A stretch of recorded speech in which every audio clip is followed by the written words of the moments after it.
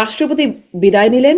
আমরা জানলাম যে তিনি অসুস্থতাজনিত কারণে একটা মানে একটু বেশ কঠিন নামের একটা অসুখ তিনি আক্রান্ত। অসুস্থতাজনিত কারণে তিনি পদত্যাগ করছেন, পদত্যাগ পত্রেও তাই লিখলেন, বিএনপিও তাই বলল, রাষ্ট্রপতিও তাই বলছেন। কিন্তু মানুষের মনে আসলে এই প্রশ্ন যে আসলেই কি তিনি এই কারণেই পদত্যাগ করলেন, নাকি এর পেছনে ভিন্ন কোনো কারণ? ব্যারিস্টার শাহ এই প্রশ্নটা যৌক্তিক কিনা? দেখুন, উনি একটা ক্রাইসিস টাইমে রাষ্ট্রপতি ছিলেন এবং সেই সময়ে আমি মনে করি রাষ্ট্রপতি সেনাপতি এই দুজন ছিল last surviving institution of last regime. এখন যখন আপনি একটা ট্রানজিশন হবে, তখন কিন্তু আগের রিজিমের সব বাদ দিয়ে নতুন চলে আসলে ট্রানজিশনটা হবে না। যেমন ডক্টর ইউনূসকে শপথ পড়ানোর জন্য একজন রাষ্ট্রপতি দরকার ছিল, সেনাবাহিনীতে চেইন অফ কমান্ডের জন্য একজন সেনাপ্রধান দরকার ছিল। ওই দুইজন যদি কোনো কারণে ওই সময় পদত্যাগ করতেন, পালিয়ে যেতেন, থাকতেন না, তাহলে দেশে অ্যানার্কি বাড়তো, কনস্টিটিউশনালিটি যেটুকু ছিল ওটুকুও থাকতো না। So in that sense Shahabuddin চুপ্পুর অতীত রাষ্ট্রপতি হওয়ার আগের ইতিহাস খুব গৌরবোজ্জ্বল এমন আমি মনে করি না।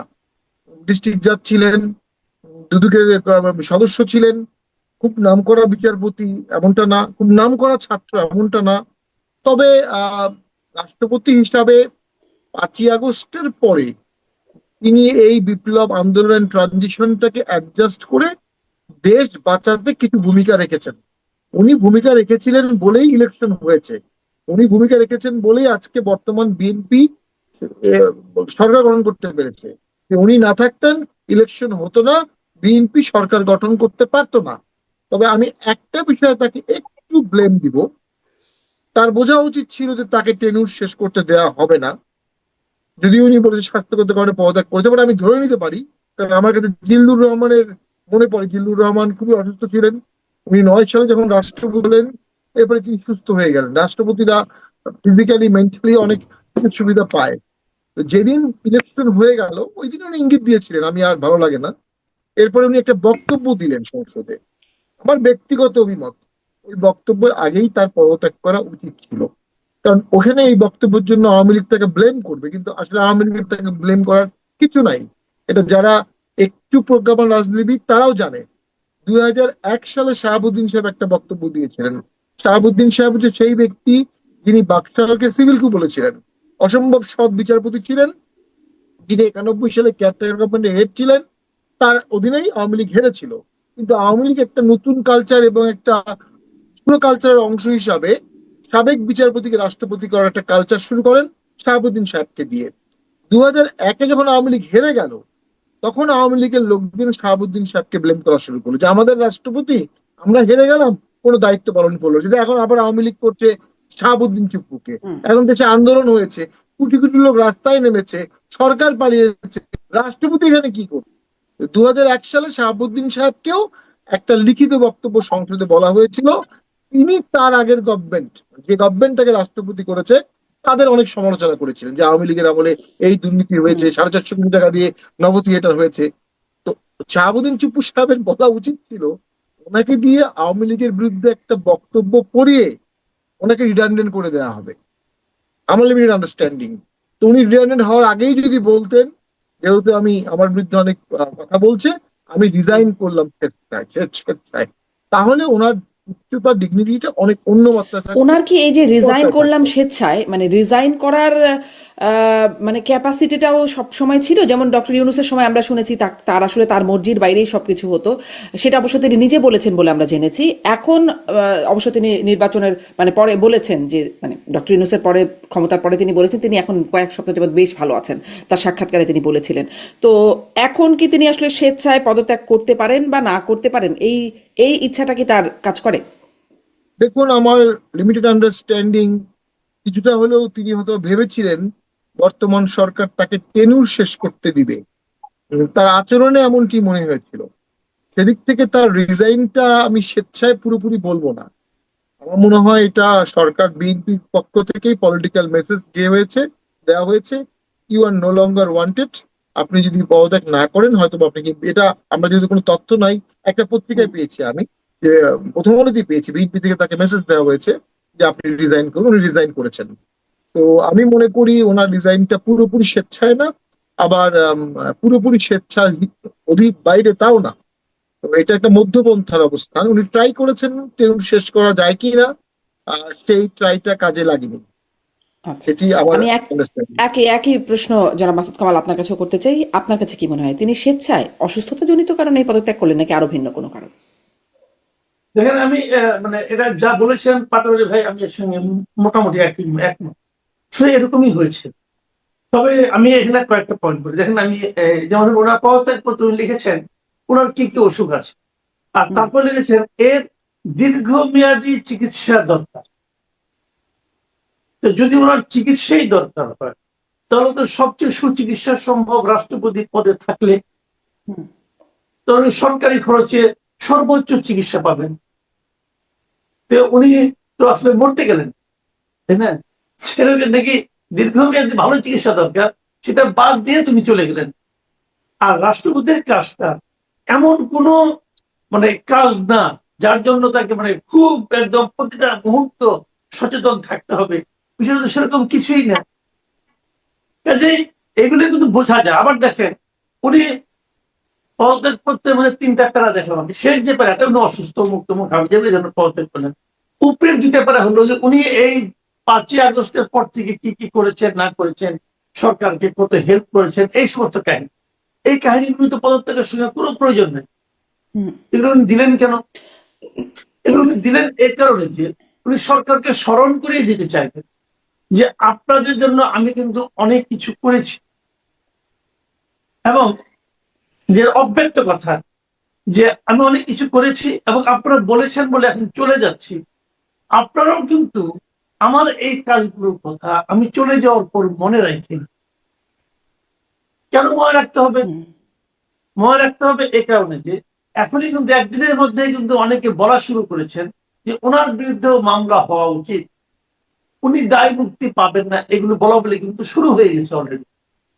এবং যদি শুরু হয়ে থাকে তাহলে সরকারকে এই জন্য উনি স্মরণ করে দিয়েছেন যে আপনারা কিন্তু আমার কথা মনে রেখেন। আমি কিন্তু আপনারা যা বলছেন আমি তাই করছি। আপনারা বলছেন নাকে খত দাও, আমি নাকে খত দিয়েছি। আপনারা বলছেন যে যে তোমাকে নিয়োগ করেছে তার বিরুদ্ধে বলো, আমি তাও বলেছি। আমি সবই করেছি। আমি প্রমাণ করেছি আমার পেছনে কোনো মেরুদণ্ড নাই।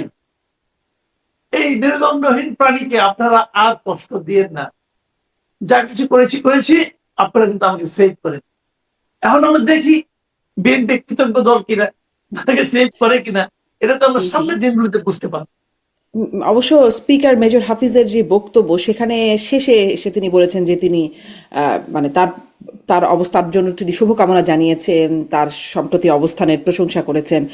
ফলে তার একটা ইঙ্গিত পাওয়া যাচ্ছে কিনা এটাও আপনি একটু বলবেন। তবে তার আগে মানে ওই যে ওই কথাটা যে এই 5 মাস পরে 5 মাস পর্যন্ত কেন অপেক্ষা করতে হলো? যদি আসলে এরকমই হয় বিএনপির ইচ্ছার প্রতিফলন থাকে তবে তো আগেই করতে পারতেন। এখন এসে ঠিক কি কারণ দাঁড়ালো যে তাকে পদত্যাগ করতে হলো? দেখেন আমি বলি আপনাকে, আমি মানে পাটোয়ারি ভাইয়ের মতো আমিও ভেবেছিলাম উনি বোধহয় ওনার মেয়াদটা পূর্ণ করতে পারবেন। 2 বছর নাই, 2 বছরের কিছু কম সময়, ওনার 2 বছরের 3 মাস কম সময় এখন ওনার মেয়াদ ছিল না। উনি যদি ওনার মেয়াদটা পূর্ণ করতে পারতেন তাহলে এটা বিএনপির জন্য সম্মানের হতো। এটা তো একটা গণতান্ত্রিক প্রক্রিয়া, তাই না? দেখেন সারা দুনিয়াতে, ভারতের কথা খেয়াল করে না, প্রণব মুখার্জি যখন কংগ্রেসের রাষ্ট্রপতি হলেন তারপর ওনার মেয়াদ থাকতে থাকতেই কংগ্রেস সরকারের পতন হল। 2014 সালে বিজেপি ক্ষমতায় আসে। বিজেপি ক্ষমতায় এসে কিন্তু বিজেপির সঙ্গে কংগ্রেসের সম্পর্ক কিন্তু খুব খারাপ। হুম, এটা তো বুঝেনি আপনারা। সেই বিজেপি কিন্তু ক্ষমতায় এসে কংগ্রেসের রাষ্ট্রপতিকে একবারের জন্য সরে যেতে পারে নাই, কোনো চাপও দেয়নি। রাষ্ট্রপতি হিসেবে উনি ওনার পূর্ণ মেয়াদ মানে থেকেছেন, উনি তারপর চলে গেছেন। যখন একজন লোক রাষ্ট্রপতি হন তখন উনি যে কোনো সক্রিয় রাজনৈতিক দল থেকে পদত্যাগ করেই হন। ইন্ডিয়াতেও হন, বাংলাদেশেও হন। চুপ্পু সাহেব কিন্তু আওয়ামী লীগের কেউ ছিলেন না, উনি যখন রাষ্ট্রপতি হয়েছেন তখন থেকে। এর আগে পর্যন্ত ছিলেন, কিন্তু তখন পর্যন্ত ছিলেন না। কারণ বাংলাদেশ হয় জানেন, কাগজে কলমে একজন নির্দলীয় ব্যক্তিকে রাষ্ট্রপতি বানায়, কিন্তু তারা চায় যে এই লোকটা একদম দলীয় দাসের মতো আচরণ করবে। না করলে না, দুঃখিত হয়, কাগজে সমাজ কলমে খারাপ করে। নির্দলীয় ব্যক্তিকে কোথায় বানায় যারা মাসুদ কামাল? মানে সবসময় তো দলীয় ব্যক্তিকেই আসলে বানায় যারা নির্দলীয় রোল মানে প্লে করবে বলে ভাবা হয়। মানে ধরেন এর আগে যিনি ছিলেন জনাব আব্দুল হামিদ, তিনিও দলীয় লোক ছিলেন, বা সবাই আসলে দলীয় লোকই তো থাকেন, ইনিই মোটামুটি একটু না নির্দলীয় না না, ছিলেন তার। থাকেন, থাকতে হয় তাই বলে না, কিন্তু যখন তারা হন তখন তারা কিন্তু দলের সঙ্গে সম্পর্ক ছিন্ন করে হন। সেটাই অফিসিয়ালি হবার দল কথা। থেকে পদত্যাগ করা হন, দলের প্রাথমিক সদস্য পদ উনি ত্যাগ করেন। এটি নিয়ম, জি। বাংলাদেশের নিয়ম এটাই, ইন্ডিয়ারও একই নিয়ম। তো এখানে আপনি তো তাকে তার পদত্যাগ করালেন কেন? দেখেন বি চৌধুরীর কথাটা মনে করেন একবার। বি চৌধুরী বিএনপির কে ছিলেন? বিএনপির একদম প্রথম যে কমিটি, সেই কমিটির মহাসচিব ছিলেন। তো তার চেয়ে উনি যখন বিএনপির মহাসচিব, তখন তো খালেদা জিয়া বিএনপিও করে না, তখন তো খালেদা জিয়া বিএনপি করেন না, খেয়াল করেন। তো উনি মহাসচিব হওয়ার পর যখন উনি রাষ্ট্রপতি হলেন, উনি রাষ্ট্রপতি নিজের নির্দলীয় চরিত্রের প্রকাশ ঘটাতে গেলেন। উনি বলেন, আমি যদি জিয়া রহমানের মাজারে যাই তাহলে আমি বঙ্গবন্ধু মাজারে যাব, আমি দুই বাজারে কোর্টে গেলাম না। এই অপরাধে ওনাকে ইমপিচমেন্টের একদম দ্বার প্রান্তে নিয়ে যাওয়া হয়েছিল। তো ইজ্জত রক্ষার্থে উনি পদত্যাগ করেছেন। তাহলে মানসিকতাটা কি? তোমাকে আমি নির্দলীয় বলবো, কিন্তু তুমি আমার চাকর বাকরের মতো আচরণ করবা, না হলে তোমাকে আমি ফেলে দেব। এটা হলো মানসিকতা, অব্যক্ত কথা। তো এখানেও তাই। এখন উনি তো সেরকমই ছিলেন। উনি আওয়ামী লীগের লোক হয়ে উনি বিএনপির জন্য, বিএনপির কোন কথাতে না বলেছেন, না তো দূরের কথা, কোন বক্তব্যে একটু মুসরামুস্রি করছেন, তাও তো করেন নাই। বরঞ্চ উনি গাদ্দার হিসেবে পরিচিত হয়েছেন আওয়ামী লীগের কাছে। হয়েছেন তো, কারণ আওয়ামী লীগ তোমাকে বানিয়েছে। চুপ্পু সাহেব কি রাষ্ট্রপতি হওয়ার আগের দিন জানতেন, ভাবতেন, বিশ্বাস করতেন উনি রাষ্ট্রপতি হতে পারেন? ওনার তো লটারি পাওয়ার মতো উনি রাষ্ট্রপতি হয়েছেন। হওয়ার পর উনি এই সংসদে দাঁড়িয়ে বলেছেন যে জিয়াউর রহমান স্বাধীনতার ঘোষক, যেটা নাকি উনি বলার মাধ্যমে উনি সংবিধান লঙ্ঘন করেছেন। কারণ আমাদের সংবিধানে এখনো বলা আছে যে স্বাধীনতার ঘোষক হলো বঙ্গবন্ধু শেখ মুজিবুর রহমান। আপনি যদি জিয়াউর রহমানকে বলতে চান যে সংবিধানে সেটা প্রতিস্থাপিত করেন, করে তারপর বলেন। উনি কি এই প্রশ্নটা করেছিলেন যে আপনারা যে শব্দটা লিখেছেন এটা বলা তো সংবিধান বিরোধী হবে? বলেছিলেন? বলেননি। কেন বলেননি? ভেবেছেন বললে যদি বের করে দেয়। ওনার ভয় ছিল দুটো। একটা ভয় হলো যে যদি ওনাকে বের করে দেয়, 2 নম্বর ভয় হলো বের করে দেওয়ার পর যদি আমাকে মামলা মোকদ্দমা জড়ায়। হুম। একটা ভয়, ওটা ওনাকে খেয়ে ফেলছে যে ওনাকে বের করে দেওয়া হয়েছে। দ্বিতীয়টা হলো এখন তো ওই ভয়ে আছেন যদি মামলা মোকদ্দমা জড়ায়। জি, এই অতএব দ্বিতীয় ভয়টা নিয়েও সময় একটু আছে। কথা বলবো। যারা মাসুদ কামাল দ্বিতীয় ভয়টা নিয়ে একটু কথা বলবো। নিশ্চয়ই ব্যারিস্টার শামীম পাটোয়ারি এই বিষয়ে ভালো বলতে পারবেন, মামলা মোকদ্দমা। তবে তার আগে ছোট্ট করে ওই মতামতটাও আপনি দেবেন যে আপনার কি মনে হয় যে আসলে তো 5 মাস সময় গেল বিএনপি সরকারের, আরো আগেই হতে পারতো, মানে রাষ্ট্রপতির অভিশংসন হতে পারতো বা তাকে পদত্যাগ করতে বলা যেতে পারতো। রাষ্ট্রপতি প্রথমে বলেছিলেন যে তিনি নির্বাচনের পরপরই তিনি পদত্যাগ করতে চান, তারপরে আরেকটা সাক্ষাৎকারে বলেছিলেন বিএনপি রাখলে তিনি থাকতে চান। এরকম দুই রকম বক্তব্য এসেছিল এখন। এবং বিএনপিও বেশ শুরুর দিকে ভালোই মনে হচ্ছিল তাদের মধ্যে টার্মস। এখন 5 মাস পরে এসে আসলে এইরকম পরিস্থিতি শুনেন, হলো কেন? এখানে আসলে এটা হলো যে আপনার বেসিক কোশ্চেন, মানুষ এই কথাটাই জানতে চায়। কালকে আমাকে আমাদের এক সিনিয়র সাংবাদিক বলতেছিল যে কুছ তো গড়বড় হয়। হ্যাঁ, কিছু একটা গড়বড় আছে এখানে। এখানে অনেকগুলি বিষয় আছে। বিএনপি হয়তো অস্বস্তি বোধ করতেছে, এবং অস্বস্তি বোধ করার একাধিক কারণ থাকতে পারে। যেমন একটা কারণ থাকতে পারে যে পাশাপাশি দুটো ঘটনা ঘটলো। একটা ঘটনা হলো যে ভারতের দীনেশ ত্রিবেদীর মতো একজন সিনিয়র মন্ত্রীকে বাংলাদেশের হাই কমিশনার করে পাঠানো হলো। যে দেশে পাঠানো হলো সেই দেশেই কিন্তু আবার শেখ হাসিনা আছেন। তারপর শেখ হাসিনা বললেন উনি এই বছর ডিসেম্বরের মধ্যে দেশে ফিরতে চান। আচ্ছা ভাবুন তো, ওনারা ভেবেছেন হয়তো বা যদি শেখ হাসিনা ফিরতে চান, যদি একটা হইচই হয়, যদি সেই সময় রাষ্ট্রপতি পদে শাহাবুদ্দিন সাহেব থাকেন, যিনি নাকি আওয়ামী লীগের রাষ্ট্রপতি ছিলেন, তাহলে কি হতে পারে? এটা কিন্তু একটা অস্বস্তির কারণ হতে পারে। জি। জি। বিএনপি তো জানে যে যখন শাহাবুদ্দিন সাহেব ওনাদের কথা মতো যা যা বলেছেন তা বলেছেন, এটা তো ভালোবেসে বলেন, চাপে পড়ে বলেছেন। আবার চাপ সরে গেলে আবার কি করেন? কিছু যদি বলেন হয়তো কিছু হবে না, কিন্তু বললেও তো একটা ঘটনা আছে, তাই না? এটা কি করে বলবেন? আবার আরেকটা ঘটনা হতে পারে যে যুক্তরাষ্ট্র, চীন, এটা নিয়ে একটা টানাপোড়েন মধ্যে আমাদের দেশে চলছে। তো 28 তারিখে যুক্তরাষ্ট্রের একজন এই মধ্য এশিয়া বিষয়ক একজন প্রতিনিধি আসবেন আমাদের দেশে, যিনি বর্তমানে ভারতের রাষ্ট্রদূত হিসেবে আছেন। কার্যকর। হুম। হ্যাঁ, তো উনি আসার আগেই কিছু একটা হোক, ওনাকেও দেখাতে চাইবেন যে আমরা ভারত থেকে সরে আসছি, অথবা আমাদের শেখ হাসিনার লোককে আমরা সরাই দিচ্ছি। এগুলো হতে পারে। জি। চীনের আমি সঙ্গে মাসুদ মানে কামাল, আপনার কাছ থেকে আপনার বিশ্লেষণটা জানাবো। আমি একটু ব্যারিস্টার পাটোয়ারির কাছে জানতে চাইছিলাম যে এই মানে এখন এসে 5 মাস পরে অস্বস্তির কারণ কি, বা এইরকম অবস্থা কেন হলো, এবং তারপর আসলে মামলা মোকদ্দমার বিষয়ে শামীম পাটোয়ারি আপনার কাছে জিজ্ঞাসা করবো। আগে এই মতামতটা একটু জানি। জি, একটা বিষয় একটু বলবো। একটা হচ্ছে যে দেখুন, রাষ্ট্রপতির মেয়াদ নিয়ে 2008 সালে একটা নজির আছে যে ইয়াজউদ্দিন সাহেব, উনি আমার বাবার সিনিয়র কলিগ ছিলেন, আমাদের ফ্যামিলির প্রতি উনি খুব স্নেহ বৎসল ছিলেন। কিন্তু উনি শিক্ষক ছিলেন, শিক্ষক নেতা ছিলেন, ইউজিসি চেয়ারম্যান ছিলেন। উনি খুব সম্ভবত ওনার বাসার অনেকগুলো ফ্ল্যাট ছিল। উনি ওই ফ্ল্যাট অ্যাসোসিয়েশনের প্রেসিডেন্ট হওয়ার কথা চিন্তা করছিলেন। ওই সময় ফোন আসে যে আপনি বাংলাদেশের রাষ্ট্রপতি হয়েছেন। উনি জ্ঞানী মানুষ ছিলেন, কিন্তু ওই যে 2005 সালে যখন ক্রাইসিস আসলো, তখন উনি বিএনপিকে কিন্তু গাইড করতে পারেননি, গাইড করার ক্ষমতাও নাই। এবং তারপরে যখন 111 আসলো, তাকে 111 এর ফ্লোতেই চলতে হয়েছে। ওনার প্রেস সচিবকে আর্মিরা গিয়ে চর মেরেছিল, মানে আপনি কি কানেক্টেড আছেন? জি, আছেন, হ্যাঁ, শুনতে পাচ্ছেন? হ্যালো। হ্যাঁ, পাচ্ছি, বলবেন। আমরা মনে করি রাষ্ট্রপতি পদে কে থাকা না থাকা, এটা নিয়ে বাংলাদেশের পলিটিক্সে গত 20-30 বছরে অন্তত আমি কোনো ইম্প্যাক্ট দেখি নাই। আপনি 111 দেখেন, বিএনপির সময় বিএনপির বিরুদ্ধে কোনো রোল প্লে করতে পারে নাই।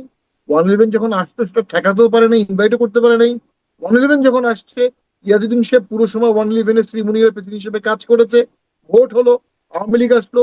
আওয়ামী লীগ আসার পরে কিন্তু এই একই দাবি উঠছিল যে ওনাকে ইমপিচ করা হোক, ওনার বিরুদ্ধে মামলা করা হোক, উনি পদত্যাগ করুন। তো আওয়ামী লীগ কিন্তু ওনাকে টেনুর শেষ করতে দিয়েছে। এইখানে রাষ্ট্রপতি পদটা হচ্ছে শ্রীমুনিয়াল হেড, সাংবিধানিক শিখণ্ডী। তার কোনো ক্ষমতা নেই প্র্যাকটিক্যাল। দুটো ক্ষমতা আছে: প্রাইম মিনিস্টারকে অ্যাপয়েন্টমেন্ট দিবেন যে দল জিতবে, এটা আসলে হুম। প্র্যাকটিক্যাল ক্ষমতা না, তার অলরেডি হুম। জিতে গেছে। দুই, চিফ জাস্টিস নিয়োগ দিবে, তো সেটাও আবার by serial prime minister ready হয়ে থাকে, যেটা থাকে সেটাই করে। এই দুটো কাজ ছাড়া সমস্ত কাজ ওনাকে প্রাইম মিনিস্টারের কনসেন্ট নিয়েই করতে হবে, এবং প্রাইম মিনিস্টারের কনসেন্ট প্রায়োরিটি পাবে, এবং ওই কনসেন্ট, ওই কমিউনিকেশন কোথাও চ্যালেঞ্জ করা যাবে না। তো রাষ্ট্রপতি ইজ নাথিং। বিএনপি যদি বর্তমান রাষ্ট্রপতিকে নিয়ে কোনো ভয় পেয়ে থাকে, এটা সম্পূর্ণ আমূল। সেম ফর সেনাপ্রধান। প্রত্যেক সরকার সেনাপ্রধান নিজের মতো করে দিয়েছে। এরশাদ স্যার নুরুদ্দিন সাহেবকে দিয়েছেন, আমি নামটা ভুলে গেছি, নুরুদ্দিন সাহেবই হবে, মাসুদ কামাল ভাই বলতে পারবেন। নুরুদ্দিন এরশাদ সাহেব, স্যার, হ্যাঁ, নুরুদ্দিন সাহেব। নুরুদ্দিন সাহেবকে এরশাদ দিয়েছিলেন। স্যার যখন আন্দোলন হলো, সেনাবাহিনী নুরুদ্দিন সাহেব তাকে কোনো হেল্প করতে পারে নাই। এরশাদের একমাত্র রিকোয়েস্ট ছিল আমাকে ভোট পর্যন্ত ফ্রি রাখো, আমি একটু ক্যাম্পেইন করব। এই রিকোয়েস্টও রাখতে পারে নাই। তো পরবর্তীতে যখন এই যে আমরা 2006 সালেও জেনারেল মঈন, 2-3 জনকে ডিঙ্গিয়ে জেনারেল মঈনকে জেনারেল করা হয়েছিল, বিএনপি করেছিল। হোপ এক্সপেকটেশন যে ক্রাইসিস হবে, আমার পক্ষ নেবে, পক্ষ নেয়নি। তো একই অভিযোগ আবার আওয়ামী লীগ বর্তমানে ওয়াকার সাহেবের বিরুদ্ধে কিন্তু করে। তো আসলে এনাদের তো কিছু করার নাই, যখন ফ্লো চলে যায়, সবকিছু চেঞ্জ হয়ে যায়, রাষ্ট্রপতি সেনাপতি কিছুই করতে পারে না। তবে এই সেনাপতি এবং হুম। রাষ্ট্রপতি, আমি মনে করি লাস্ট 2 ইয়ার্স মোটামুটি যতটুকু স্ট্যাবিলিটি, কনস্টিটিউশনালিজম, ধারাবাহিকতা, যতটুকু কাঠামো ধরে রাখার চেষ্টা করেছে, পেরেছে, করেছে, সব পারেনি কিন্তু করেছে। হুম। এখন তো যেই রাষ্ট্রপতি, অস্বস্তি, যেই কারণগুলো রাষ্ট্রপতির ক্ষেত্রে প্রযোজ্য এবং যার পরিণতি আমরা দেখলাম, একই রকম বিষয় কি সেনাপতির ক্ষেত্রেও প্রযোজ্য হবে? সেনাপতির ক্ষেত্রে আরো বেশি প্রযোজ্য। তবে সেনাপতিকে প্রধান সেনাপতিকে পদত্যাগ করানো এত সহজ না, উনি পদত্যাগ করার কোনো প্রয়োজন নেই। আমি একটু শেষ করি। যদি হ্যাঁ। কেউ ভেবে থাকে টুপ্পু সাহেবকে সরিয়ে সেখানে নিজস্ব কাউকে দিলে ক্রাইসিসে বিএনপির ব্যাপক হেল্প হবে, অতীত এক্সাম্পল বলে এই হেল্প কেউ করতে পারেনি। তো একই রকম সেনা প্রধানের ক্ষেত্রে তো আমি মনে করি এই দুটি পদের অধীনে 18 লক্ষ লোক, এবং ওই পদের অধীনে প্রায় কয়েক লক্ষ সেনাবাহিনীর লোক চাকরি করে, যারা সেনাপ্রধানকে ডেমিগড মনে করে। তাই যদি হয়ে থাকে, এই পদগুলোকে ডিস্টার্ব করা উচিত না। ভবিষ্যতে এই যে পদত্যাগের নজির হলো, ভবিষ্যৎ সেনাবাহিনী যিনি রাষ্ট্রপ্রধান হবে, যিনি রাষ্ট্রপ্রধান কিন্তু কিন্তু আবার সেনাপ্রধানও, সেনাপ্রধান ইন দ্য সেন্স উনি মানে ডিফেন্সের হেড। তো ভবিষ্যতে তাদের ক্ষেত্রে মানুষ ভাববে ইনিও টেনিউ শেষ করতে পারবে কিনা, নো ডাউট। অসীম শ্রদ্ধার এই চেয়ারগুলোতে কখনো ডিস্টার্ব করা উচিত না। আমি মাসুদ কামাল ভাইয়ের সাথে পুরোপুরি একমত। আসলে ওই যে প্রথমে একটা বক্তব্য বললেন না, সিনিয়র সাংবাদিক, সিনিয়র আইনজীবী একটা গিভেন টাইটেল, গেজেটেড। সিনিয়র আইনজীবী কিন্তু গেজেট হয়, চিফ জাস্টিস নিজের হাতে দেন। সিনিয়র সাংবাদিক তো গেজেটেড না, কিন্তু যে সিনিয়র অ্যাচিভ করে, অর্জন করে, সে তো সিনিয়রই। মাসুদ কামাল ভাই গত 4-5 বছর যেভাবে একটা সত্যনিষ্ঠ বস্তুনিষ্ঠ কথা বলেছেন, উনি তো অবশ্যই সিনিয়র। এটা নিয়ে আর বলার কি আছে? তো উনি কিন্তু একটা ঠিকই মন্তব্য করেছেন। মানে 4-5 বছর না, মাসুদ কামাল ভাই অনেক দিনের আসলে সিনিয়রিটি আছে মানে বলেই তিনি আমি সিনিয়র। তাকে হ্যাঁ, ফলো করেছি 5 বছর একদম নিবিড় ভাবে। বিশেষ করে 5ই আগস্টের পরে কথা বলা অত্যন্ত কঠিন ছিল বাংলাদেশের মধ্যে। 5ই আগস্টের পরে সত্য কথা বলা সবচেয়ে কঠিন ছিল, সবচেয়ে কঠিন। কোনো সাপোর্ট ছিল না, পেয়ালন, এই 2-4 জন আমরা বলেছি, তার মধ্যে মাসুদ কামাল ভাই একজন। এবং আমাদের জাতীয় পার্টিকে ব্যান করা নিয়ে উনি স্পষ্ট বলেছেন অল দ্য ইনক্লুশন প্রয়োজন না। উনি একটা ইঙ্গিত দিয়ে দিয়েছেন। হুম। শেখ হাসিনা রিলেভেন্ট না অনেকে বলে, আওয়ামী লীগ রিলেভেন্ট না অনেকে বলে। শেখ হাসিনার আসার ঘোষণা, যদিও সেটা আমি মনে করি ক্রিস্টালাইজ হওয়ার সম্ভাবনা কম। উনি চেষ্টা করবেন হয়তো বা দৃশ্যমান, কিন্তু ডিসেম্বর আগে আসতে পারবেন এটা আমার মনে হয় না প্র্যাকটিক্যালি। তো শেখ হাসিনা আসার ঘোষণাতেই আহ, জনাব তারেক জিয়া তার যত অ্যালাইড ছিল সবাইকে ডেকে খাইয়েছেন, সবাইকে, ছোট বড় সব দল, 20টি দলকে না কতটি দলকে ডেকেছেন, কম খাবার খাইয়েছেন, ডিম খেয়েছেন, শাকসবজি, এগুলো এনিওয়ে খাইয়েছেন। 2, টিপু সাহেব চলে গেল। 3, জামাত বিএনপি এনসিপি আরো এক হয়ে যাবে, আরো দৃশ্যমান হয়ে যাবে, আরো ভিজিবল হয়ে যাবে যে একটাই পক্ষ, একটাই দল। কার ভয়ে? শেখ হাসিনার ভয়ে। ওই যে সমঝোতা, ওই যে রিকনসিলিয়েশন যদি না করা হয়, ঐক্যমত সৃষ্টি করা না হয়, জাতি গঠন করা না হয়, তাহলে এই ধরনের হুঙ্কার হতেই থাকবে এবং এটার কাউন্টার প্রোডাক্টিভ বিভিন্ন ঘটনা হবে। অর্থাৎ বিএনপি যে সাজানো ছকে দেশ সাজাবে, সাজানো ছকে দেশ গঠন করবে, এত বছর পরে জনাব তারেক জিয়া প্রাইম মিনিস্টার হয়েছেন, তাকে তো দৃশ্যমান অনেক কিছু করতে হবে, দৃশ্যমান। সেটা ওর হুম। পরিকল্পনার কাছে আছে, সে কিন্তু ধরেন পরিকল্পনা কিন্তু বাস্তব। ধরেন দৃশ্যমান এগুলো মানে যা করছেন তাতে যে মানে এনসিপি বা বিরোধী জোট যে তারা কিছুটা সাধুবাদ জানাচ্ছেন, কিন্তু তারপরে যেমন এখন বলছেন, আমি যদি নাসিরুদ্দিন পাটোয়ারির কথা বলি, তিনি বলছেন গাধা জল ঘোলা করে জল খায় আর কি, মানে রাষ্ট্রপতির বিদায়কে তিনি এভাবে বলছেন, মানে গাধামো করেছে বিএনপি, এখানে গাধামো করেছে, একদম সরাসরি গাধামো শব্দটাই বলছেন। বা এটা আসলে মানে হ্যাঁ, রাজনীতিতে খারাপ ভাষার প্রয়োগটা খুব দুঃখজনক। আমরা এগুলো শুনছি, গাছের নিচে কি, তাল গাছ কোথায়, কিসব কিসব কথাবার্তা, উৎকট উদ্ভট। আমরা এরশাদের এমনও শুনেছি, আমি ছোট ছিলাম, এরশাদের চামড়া তুলে নেবো আমরা, সর্বোচ্চ এইটা ছিল খারাপ গালি। এটা তো একটা এখন খুবই গাড়িগুলো কোথায় চলে পরিচিত। গেছে, প্রাইভেট পার্টস নিয়ে, হ্যাঁ, কাউয়া, ছাদের উপর কাউয়া। তো এগুলো জনগণ গ্রহণ করছে না। নাসরুদ্দিন পাটোয়ারি কি বলেছে আমি শুনিনি। তার এই কথার রিলেভেন্স বা গুরুত্ব আমার মনে হয় খুব বেশি নাই। তবে এটা ঠিক, হয় বিএনপি উদার হতে না, কিন্তু চেয়েছিল, তার অনেক ফলোয়ার আছে, তিনি অনেক ভোট পেয়েছেন, মানে না আমরা অবশ্যই তাদেরকে থাকতে গুরুত্বহীনই বা পারে, বলি কি করে? থাকাটাই খুব স্বাভাবিক, না গুরুত্বহীন অবশ্যই কেউ না। তো যেটা হচ্ছে যে বিএনপি যে কাঠামোতে চলতে চাচ্ছিল, আমি যেটা বলতে যাচ্ছি, হুম, হুম। ছন্দপতন হবে ঘন ঘন। এই ছন্দপতনের বিএনপি দেশকে ডেলিভারি দিতে পারবে না, ইকোনমিক ডেলিভারি দিতে পারবে না, পলিটিক্যাল ডেলিভারি দিতে পারবে না। এবং eventually there is every chance prime মিনিস্টারকে ফেইল করানো হতে পারে। তার চারপাশে অ্যাডভাইজাররাও খুব ভালো আমি এমন দেখছি না। সব মিলিয়ে একটা ক্রাইসিস রিস্কের মধ্যে বাংলাদেশ ভাসছে। এখন আপনি ক্রাইসিস বাড়াবেন না কমাবেন? কি ফেল করলে করানো হতে ক্রাইসিস পারে, মানে কে করাবে ফেল? না, ফেল করানোর জন্য প্র্যাকটিক্যালি বাংলাদেশে অবশ্যই আওয়ামী লীগ চাবে এই সরকার ব্যর্থ হোক। হুম। আওয়ামী লীগের এক্সপেকটেশন ছিল যে প্রথমবার যেটি তাদেরকে উদ্ধার করা হবে, তাদেরকে বের করা হবে, সেটা হয়নি। তারা এখনো নিষিদ্ধ দল হিসাবে আছে, তারা ফেল করানোর চেষ্টা করবে। এখন সমস্যায় টইটুম্বুর একটা দেশে যখন একটা শক্তিশালী বা একটা দল বারবার মিছিল করবে, আন্দোলন করবে, তাহলে আপনার হয় সেটাকে নিঃশেষ করতে হবে অথবা এটাকে অ্যাডপ্ট করতে হবে। নিঃশেষ করা তো যাবে না, একই দেশ, আপনি কিভাবে ইলিমিনেট করবেন, কিভাবে মুছে ফেলবেন? একেবারে মুছে ফেলতে পারবেন না, you have to live with it. আপনি ক্যান্সার যদি ভাবেন ক্যান্সার, তাও ক্যান্সার নিয়ে হলেও থাকতে হবে। কি প্রক্রিয়া থাকা যাবে, সেই প্রক্রিয়াটা মাননীয় প্রধানমন্ত্রীকেই ঠিক করতে হবে। এবং তিনি এরকম একটি হোপ এক্সপেকটেশন দিয়েছিলেন মানুষকে, সেই হোপ এক্সপেকটেশন পতন হলে কিন্তু তার একটা পলিটিক্যাল অ্যাসেট লস হবে। তার এই যে জি। সবাই সবাই তার উপর আশাবাদী, আওয়ামী লীগও তার উপর আশাবাদী ছিল, জাতীয় পার্টি তার উপর আশাবাদী, বিএনপি তার উপর আশাবাদী, সকল প্রো লিবারেশন ফোর্স তারেক জিয়ার উপর আশাবাদী। এই যে বিপুল আশা উনি তৈরি করেছেন, উনি যদি আশাহত করে ফেলেন তাহলে কিন্তু এটা প্র্যাকটিক্যালি ক্যারি করা কঠিন হবে তার জন্য এবং সবার জন্য। জি, আমি বলছিলাম আপনার কাছে একটু মামলার প্রসঙ্গ শুনবো, তবে তার আগে মাসুদ কামালের কাছেও এই প্রসঙ্গটা যে দুটা পোস্টের কথা বলছিলেন, মানে রাষ্ট্রপতির ক্ষেত্রে মেরুদণ্ডহীন শব্দটা ব্যবহার করছিলেন। সেনা প্রধান অবশ্য 5ই আগস্টের পরে বিভিন্ন সময় বেশ শক্ত শক্ত কথা বলেছেন, অবস্থানও নিয়েছেন, মানে মনে হয় সেটি যদি মেরুদণ্ডের প্রমাণ হয়ে থাকে, তার ক্ষেত্রেও কি এমন কিছু হতে পারে যেমনটি রাষ্ট্রপতি ফেস করছেন? এখন দুজনের ব্যাপারটা আমি আসলে এক করে দেখি না, এই কারণে যে ওখানে তো ওনার সঙ্গে অনেক লোক আছে। উনি কিন্তু দেখেন একজন লোক হলো নিরীহ লোক, হ্যাঁ, মানে ক্ষমতার দিক দিয়ে সে নিরীহ, তার সঙ্গে তো আসলে অত ক্ষমতা পাওয়ার রাষ্ট্রপতি হোল্ড করেন। কিন্তু এই ধরনের মনোভাব সেনাবাহিনী অথবা সেনা প্রধানের ব্যাপারে আছে কিনা আছে আমি বলতে পারবো না, কিন্তু ওটা অতটা সহজ হবে না, ওখানে একটু ঝামেলা আছে, যে আমার মনে হয় না ওরকম হবে। কিন্তু সবচেয়ে বড় কথা কি জানেন, এটা হলো কি যে আমার যেটা মনে হয় যে একটু অস্বস্তি তারা বোধ করছিল ইদানিং বিভিন্ন কারণে, কিন্তু উদাহরণটা ভালো হলো না আমি মনে করি। কিন্তু এই অস্বস্তি খুব অপ্রয়োজনীয় অস্বস্তি নয়, এটা না হলেও ভালো হলো। যেমন একটু বললেন যে দেখেন মানে এই যে রাষ্ট্রপতিকে মেয়াদ শেষের আগেই সরিয়ে দেওয়া, এই উদাহরণটা কিন্তু একমাত্র বিএনপি করতেছে। নিজেদের রাষ্ট্রপতিকে সরিয়েছে এই শাহাবুদ্দিন সাহেবকে সরানো, এই কাজটা কিন্তু আওয়ামী লীগ করেনি। আওয়ামী লীগ কিন্তু ইয়াজউদ্দিন আহমেদ সাহেবের সময় এটা কিন্তু করেনি তারা।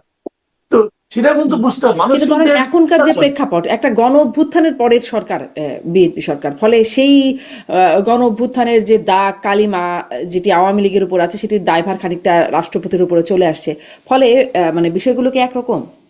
শুনেন, আপনি নানাভাবে যুক্তি দিতে পারেন। আপনি একটা মানুষ, আপনার প্রত্যেকটা দিন কি একরকম? আপনার প্রত্যেকটা দিন আলাদা আলাদা, তো আপনি ব্যাখ্যা দিলে দিতেই পারেন। কিন্তু আপনি ভাবেন তো, এখানে যেমন একটা গণ অভ্যুত্থান ছিল, তারপরে একটা অন্তর্বর্তীকালীন সরকার ছিল, সেই সরকারকে উনি সার্ভ করেছেন, এবং তারপর এই সরকারের খারাপ দিকে বিএনপির পক্ষে যেগুলি যায় এবং সেগুলিকে উনি ধারণ করেছেন।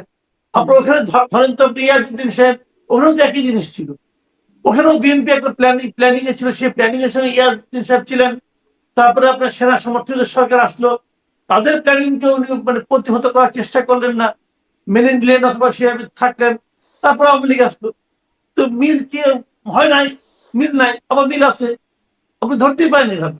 কিন্তু আমার কথাটা হলো কি, যে কথাটা পাটোয়ারি সে বললেন যে আসলে রাষ্ট্রপতির আহামরি যে অনেক ক্ষমতা, উনি যে একটা সরকারকে ফেলে দিতে পারেন, আমার কাছে এরকম মনে হয় না। এখানে হয়তো অভ্যন্তরীণ চাপ ছিল। আমার মনে হয় কি, অনেকেই তো রাষ্ট্রপতি হতে চান, তারা হয়তো চাপ দিয়েছেন যে এই লোক 2 বছর থাকে, আর 2 বছর অপেক্ষা করবো আমি, তার আগেই হই, এই জন্য চাপ দিয়েছেন হয়তো বা, সেটাও হতে পারে। দলের মধ্যে চাপ আছে, বিএনপির মধ্যে অনেক চাপ। বিএনপি 18 বছর খুবই ক্ষতিগ্রস্ত, আবার বিরোধী জোটেরও তো চাপ আছে, মানে সে ছিলই আগে থেকে। ওটা হতে পারে। যেমন আমি যদি ওইভাবে বলি, যেমন অনেকে আমাকে বলছেন যে এই রাষ্ট্রপতি পরিবর্তনের সবচেয়ে লাভ হয়েছে কার? সবচেয়ে লাভ হয়েছে এই জামাতে। তো এই জামাতে একটা তাৎক্ষণিক লাভ হয়েছে। কি লাভ হয়েছে? ওনাদের এমপি সাহেবের স্ক্যান্ডাল চাপ পড়ে গেছে, বলতেছে যে গাজী সাহেবের সেই স্ক্যান্ডাল এখন চাপ পড়ে গেছে, ওটা নিয়ে কেউ কিছু বলতেছে না। কিন্তু এটা তাৎক্ষণিক লাভ। আর লং রানের লাভটা কি, যে ওনারা তো অনেকদিন ধরে বলছিলেন যে চুপ্পুকে নামতে হবে, ওনারা তো রাষ্ট্রপতি চুপ্পুই বলেন, তাকে নামতে হবে, নেমে গেছে। এবং এই জন্য ওনারা বলতে পারছেন যে ঘোলা করে পানি খাচ্ছে, অমুক খাচ্ছে, তমুক খাচ্ছে, ওনারা এটাকে ওনাদের বিজয়ী মনে করছেন।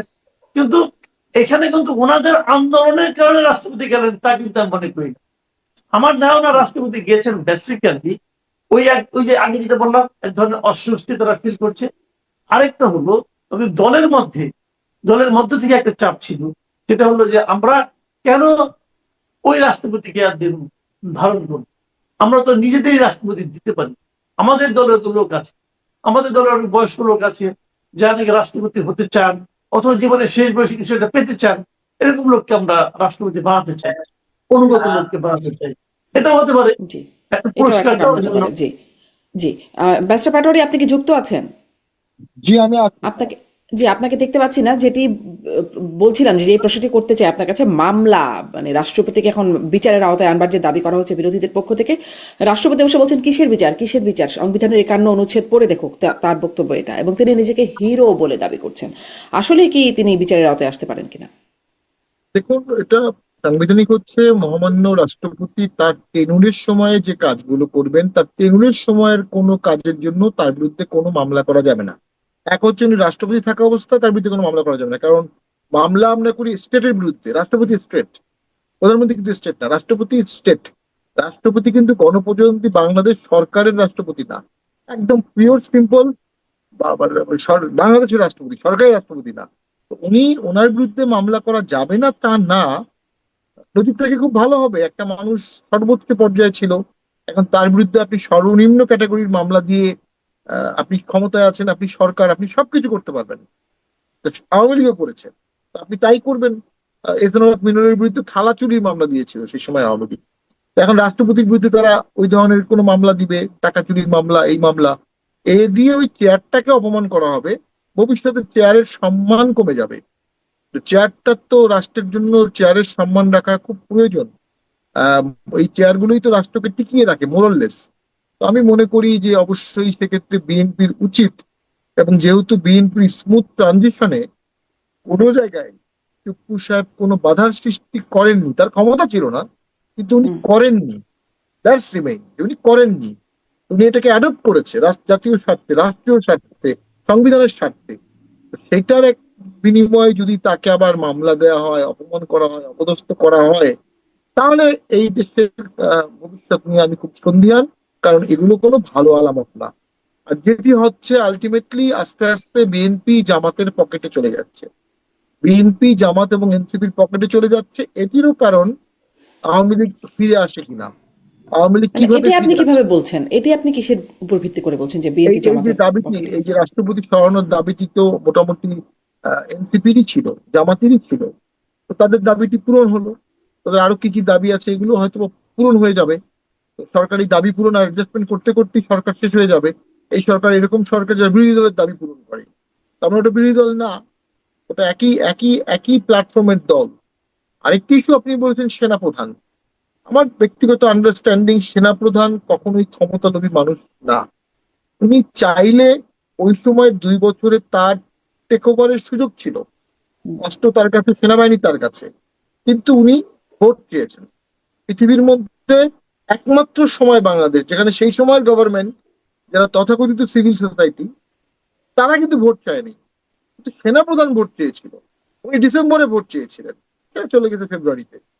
তো উনি যেহেতু ভোট চাচ্ছিলেন, মানে উনি কোন রকম একটা ট্রানজিশন চাচ্ছিলেন, ট্রানজিশন হয়ে গেছে। এখন তিনি টেনুর শেষ করা না শেষ করা এটা তার বিষয়। আমার পার্সোনাল মনে হয় ওনার এই বিষয়ে কোনো আগ্রহ আছে বলে মনে হয় না। উনি যদি সরকার বলে, উনি হয়তো বা থাকবে না। তবে হ্যাঁ, ওনার ব্যাপারে আবার জামাত কখনো কিছু বলেনি। হুম। সেনাপ্রধানের ব্যাপারে আমাদের ব্যারিস্টার ফুয়াদ অনেক কিছু বলেছিল, আরো একজন বলেছিল, কিন্তু জামাত অফিসিয়ালি সেই সময় কিছু বলেনি, এখনো কিছু বলছে না। তো সেটা আমরা এখন ইয়েট টু সি এটা কি হয়। But as I Jamaat told, কিছু বলে নাই, কিন্তু জামাত জোটভুক্ত যারা আছেন তারা বলেছেন, মানে ব্যারিস্টার ফুয়াদের বলেছেন কথা সে, বলছেন বা এনসিপির কথা। হ্যাঁ, সেই আচ্ছা, সময় হ্যাঁ। বলেছিল, ভোটের পরে আর বলেনি। তো আমরা এখন যেটা অনুভব করি যে আসলে ওই যে যেটা আমি বললাম, আপনি যদি রাজনৈতিক সমঝোতা করেন তাহলে আপনি এত কিছু চিন্তা করতে হবে না।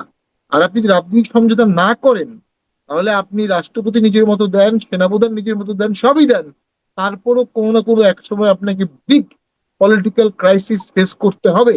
Awami League is the example. 18 লক্ষ সরকারি কর্মচারী সাজিয়েছিল তারা, তারা পুলিশের কতগুলো ইউনিট করেছে, দাঙ্গা unit, tourism unit, anti tourism unit, সক্ষমতা বাড়িয়েছে। পুলিশ আর আর্মির সক্ষমতা কাছাকাছি নেওয়ার চেষ্টা করেছে, এবং আর্মির ডিপেন্ডেন্সি থেকে সরিয়ে পুলিশ দিয়ে এগুলো করেছে।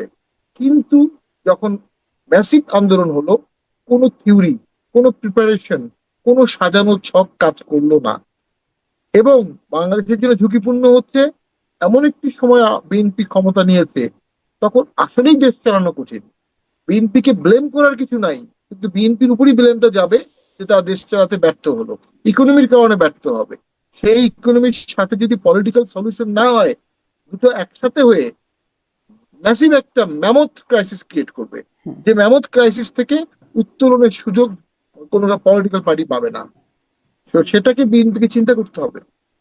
আচ্ছা, একদম ছোট করে এইটা একটু জানি, আর গুরুত্বপূর্ণ প্রশ্ন করার আগে, যে মানে যেটি মাসুদ কামাল বলছিলেন যে জামাতের লাভ হলো, জামাতের এমপির স্ক্যান্ডালের থেকে আসলে নজর সরে গেল, মানে এটি কি, মানে আমি যেটা প্রশ্ন করছিলাম 5 মাস পর কেন এই সিদ্ধান্ত হলো জামাত এমপির স্ক্যান্ডাল থেকে নজর সরানো, এটিও কি একটা কোনো রকম পরোক্ষ কারণ?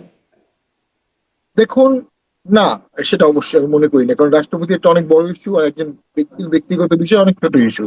ব্যক্তির তা ব্যক্তিগত আমাদের দেশে তো বিষয় ব্যক্তির ব্যক্তিগত বিষয়ে অনেক বড় ইস্যু হয়ে যায়, মানে এটা জামাত এটা এমপি। দুঃখজনক, হ্যাঁ এটা দুঃখজনক। ব্যক্তির ব্যক্তিগত বিষয়টা চলে আসে, সবার ক্ষেত্রেই চলে আসে। আমি মনে করি বিএনপি একটি সাজানো ছকে আগাচ্ছে। তারা ভোটের সময় অনেক লিবারেল দেখিয়েছে নিজেদেরকে, ভোটের পরে কিছুদিন লিবারেল দেখিয়েছে, তারা আস্তে আস্তে হার্ড লাইনে যাচ্ছে। কখন কখন কোন কোন পয়েন্টে কি কি ইস্যুতে রিয়াক্ট করে তারা হার্ড লাইনে যাবে, এটি একটি সাজানো ছক তারা করে রেখেছে। এবং সেই হার্ড লাইনটা আমি ভয় পাচ্ছি এক্সট্রিম পর্যায়ে যেতে পারে, একটা ভেন্ডেটা গভর্নমেন্ট হতে পারে। বিএনপির উপর এত টর্চার হয়েছে, মাননীয় প্রধানমন্ত্রীর উপর এত টর্চার হয়েছে, যদি কখনো এই সরকার ভেন্ডেটায় চলে যায়, তাহলে এই সরকার সুশাসন আর কি দিবে, উন্নয়ন আর কি জি। করবে? ভেন্ডেটাই চলবে, ভেন্ডেটা তন্ত্র চলবে, দেখো প্রতিশোধ তন্ত্র। সেটা অবশ্যই জামাত এনসিপিকে হ্যাপি করবে, কিন্তু দেশটা ধ্বংস হয়ে যাবে। হুম। আমি মাসুদ কামাল আপনার কাছেও এই প্রসঙ্গে যদি একটু বলেন, হার্ড লাইনে আপনার কি মনে হচ্ছে যে বিএনপি আস্তে আস্তে হার্ড লাইনে যাচ্ছে? বিএনপি হার্ড লাইনে যাবে কিনা আমি এটা এখনো আমি কনফার্ম না, আমি বলতে পারছি না। তবে আমি এটুকু বলছি যে বিএনপির যিনি প্রধানমন্ত্রী তারেক রহমান, ওনার যে ইমেজটা উনি শুরু থেকে মানে বজায় রেখেছিলেন, তার আমি প্রতিফলন তার সরকারের মধ্যে দেখছি না। উনি কথা কম বলেন, উনি হয়তো বেশি জায়গায় আসেন না, কিন্তু ওনার যে ইমেজটা ছিল মানুষের কাছে এখনো হয়তো আছে অনেকটাই। কিন্তু তার যে তার যে প্রতিফলন আমি কিন্তু ওনার যারা সহকর্মী আছেন, ওনার সরকার আছেন, তাদের মধ্যে আমি দেখছি না। উনি বলেছিলেন যে উনি সকলের সরকার হবেন, উনি বলেছিলেন কিন্তু যে যারা আমাকে ভোট দিয়েছেন, যারা আমার বিপক্ষে ভোট দিয়েছেন, এমনকি যারা ভোটই দেন নাই, আমরা হব সকলের সরকার। হতে পেরেছেন? পারেননি তো। যারা ভোটই দেন নাই, তারা কি এখন আর বিএনপি কে তাদের সরকার মনে করে? করে না।